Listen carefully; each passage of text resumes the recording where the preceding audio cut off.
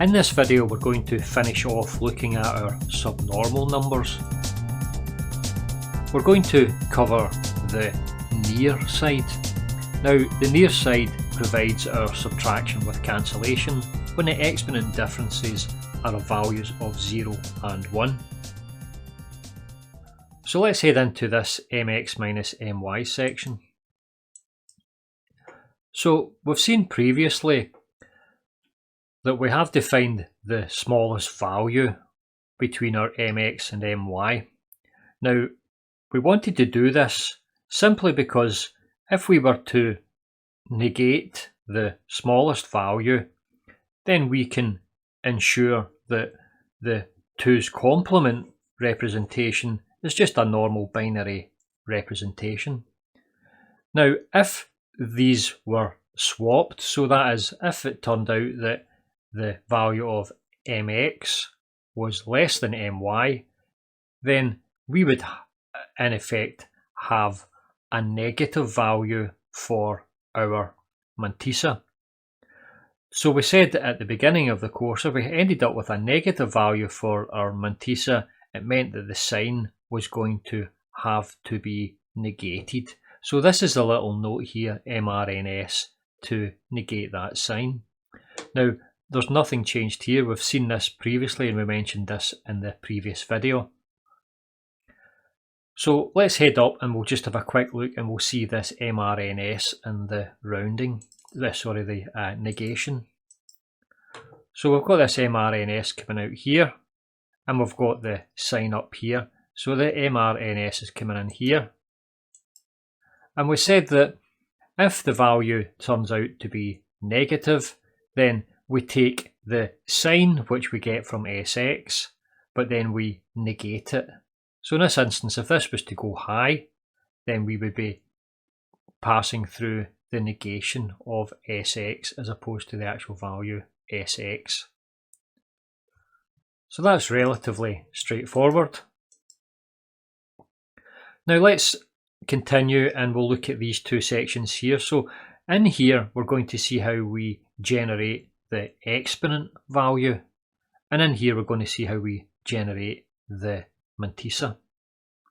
So before we do that, let's go and have a little look at the truth tables for the exponent and mantissa for subnormal numbers when we're doing subtraction with cancellation. Now when we're performing the subtraction with cancellation for normal and subnormal numbers, we're going to have two truth tables here for the exponent value and the mantissa value. And the process that we work through in order to find the exponent and the mantissa is determined by whether the result is actually a normal result or whether the result is a subnormal result. So if we have a subnormal result from an addition or a subtraction of normal and subnormal numbers, then we use this table here, and if the result of the subtraction is subnormal, we use this table here. So we'll have seen this table here previously. Whenever we have a normal result, we know that SZ is a value of 1, so we just leave that as is. And we're interested in bits 25 and bits 24. Now some of these don't actually occur, but that doesn't matter. If they don't occur, we can just choose whichever output we prefer. And that's what I've done here.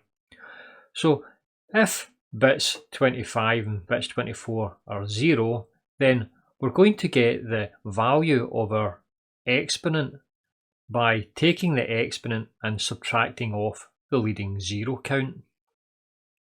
And that means that we find the mantissa by taking the mantissa and multiplying it by 2 to the power of the leading 0 count. So in effect, the exponent value decreases by the leading 0 count, so it means that the mantissa value must increase similarly by that leading 0 count. Now, for a 0 and a 1, we get the same result, but in this instance here, you can see that the leading 0 count is going to be a value of 0 because the 24th bit is where we start counting the zeros, and it's a value of 1. But we can still use the same circuitry because all we would have is the value ER minus 0, which would just leave us with the value of ER, and the value for MR would be MR times 2 to the power of 0. 2 to the power of 0 is 1, so you would just be left with our MR. So in effect, this would just be ER and this would just be MR. Now the other option is the 1, 0, and that follows the same as above. We're going to have ER minus the leading 0 count and MR times 2 to the power of the leading 0 count. And the final one here would be the leading 0 count is equal to 0 in both instances. So this is just the same as this one here. So you'll see that whenever we look at the circuitry just in a moment. Now the other option that we're interested in is the subnormal result. So if the result is subnormal, then we know that the value for ER is actually going to be our E min. Okay, so that's going to be the value minus 126. And of course, whenever we go from the biased exponent to the unbiased, we add the 126 on. So eventually this value for the unbiased exponent would just be a 0. So this value here is just our E min. And the value for our MR, now the MR is going to change to MR times 2 to the power of EX minus E min. And we'll see that just in a moment whenever we look at the circuitry. Now a question we have here is, when do we know we're getting a normal result or a subnormal result? Well, this was the reason why we extended the exponent range from 8 bits to 9 bits. It makes it a lot simpler to work these values out, and it also makes it simpler to work out the overflow and the underflow. So if we have a value of our EX minus a leading 0 count, well, if this turns out to be a number that's less than E min, that's less than minus 126, then we're going to be out with the normal range. So the subnormal range is going to range from our minus 126 to our minus 149. And we could rearrange this here, and we could say that if we call the leading 0 count lambda, we can say that we're going to be in the subnormal range whenever the value lambda, that's a leading 0 count, is greater than EX minus E min. Now, it might not be obvious to you seeing this here at the moment, but we'll go in and have a look at it in the circuitry, and we'll go through a few examples and it will be made a lot clearer. So let's first of all have a look at how we generate the exponent value, and then we'll look at how we generate the mantissa value from in here. So the exponent value we said is going to be either the value of EX minus a leading 0 count, or it's going to be the value of our E min. And we're going to determine that by working out whether the result is normal or subnormal. If it's a subnormal result, then we're going to choose the bottom path here, which is just the generation of the E min. And if it's a normal result, then we're going to use the top path, which just is the generation of our EX minus the leading 0 count. And you'll see here that I've actually generated the unbiased value at the end here by adding on our 127. And you can see here also at the bottom, I've generated the unbiased value, in this case here, by adding on the 126, because the bottom one is the subnormal. And you'll see here that I've generated this E min. Originally, I generated the EX minus E min here, because we're going to be using that in another part of the circuitry. And then I was able to generate just the E min by taking the value of our EX away, EX minus E min away from the EX, which just leaves us with our E min. So that's relatively straightforward, and it follows the truth table that we've seen in order to generate the exponent value. So let's go have a look and we'll see the mantissa. So you see, if you drop into this section here, we're going to generate this extra section here, which is the mantissa. So we generate the mantissa for a normal result, and it's just the value of our MR times 2 to the power of our leading zero count.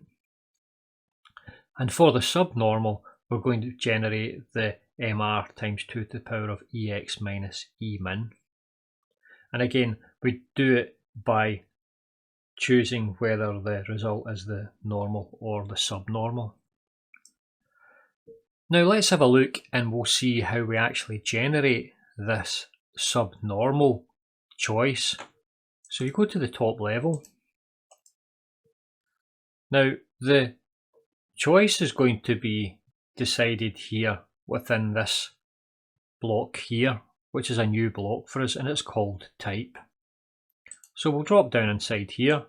Now there's more here than we need to look at the moment. This is also covering some of the underflow and overflow. So I'll zoom out just so you can see what's here. So this is the full extent of it.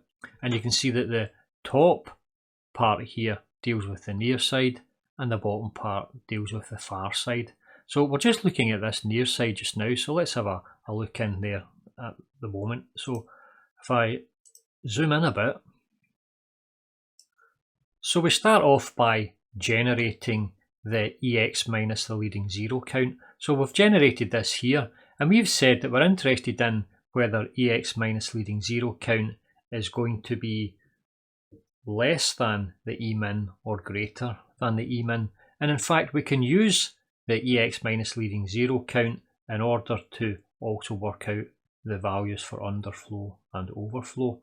So you can see that we've worked out whether the number is a subnormal number from this little circuit here, and we've worked out whether the number is a normal number from this circuit here. Now we'll talk our way through these here. The subnormal number is generated by making a comparison. So we're comparing this number to this number here, 16A, and the 182A. And if it's within this range, then it's a subnormal number.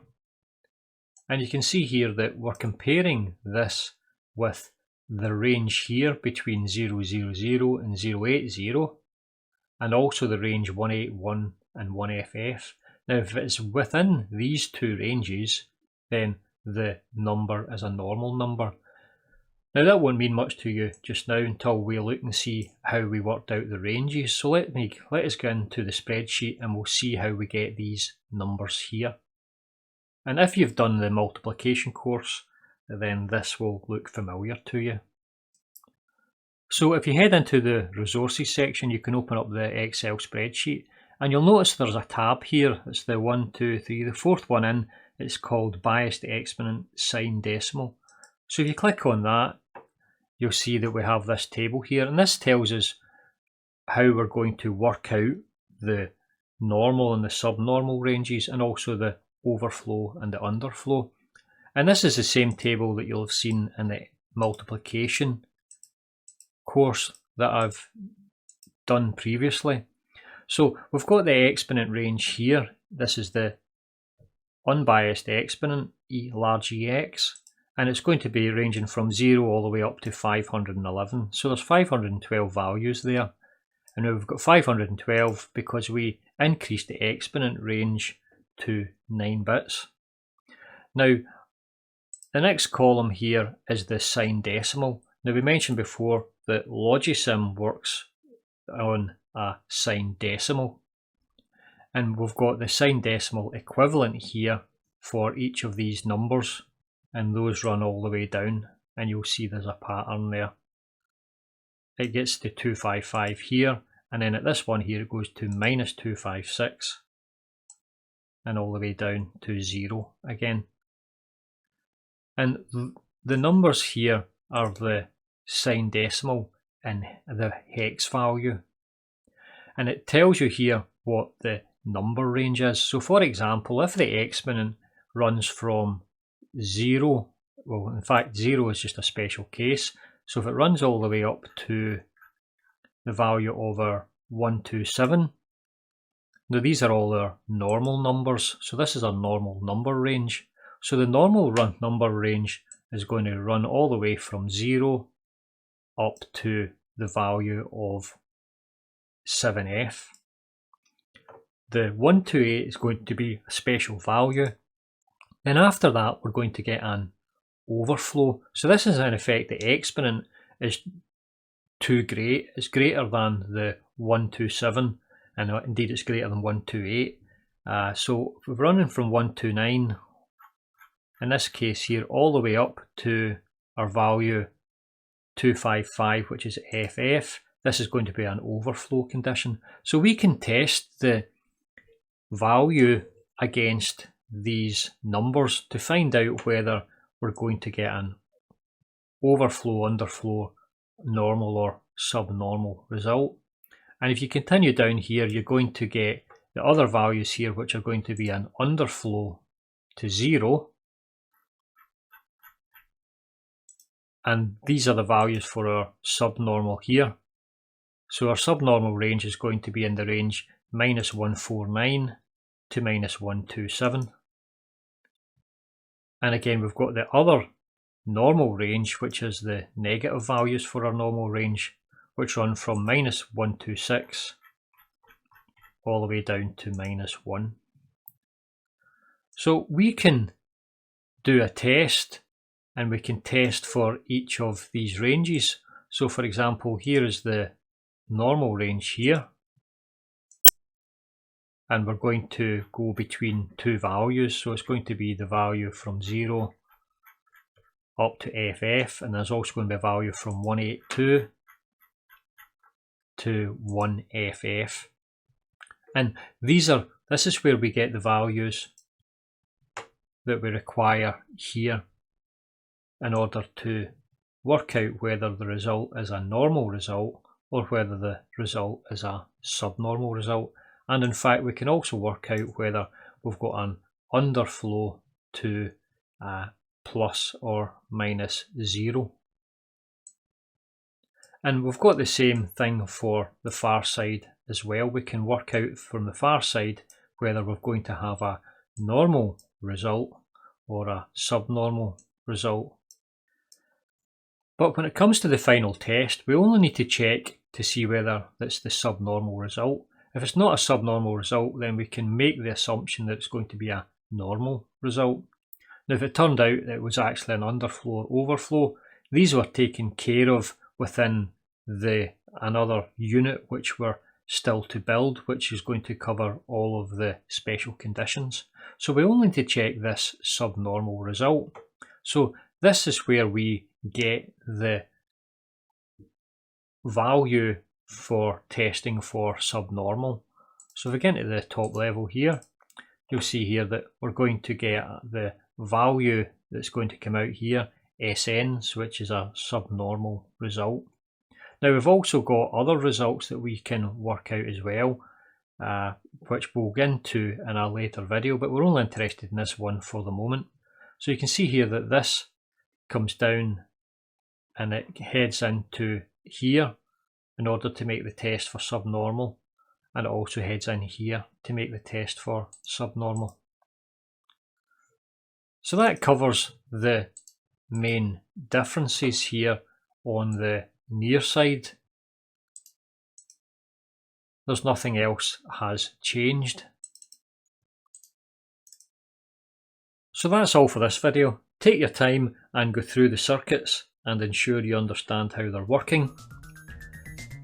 I will be adding some example values that we can put in near the end of the course, and you'll be able to follow through all of the zeros and ones and you'll see this working. So that's all for this video. Thank you for listening. I'll get you on the next video. Goodbye.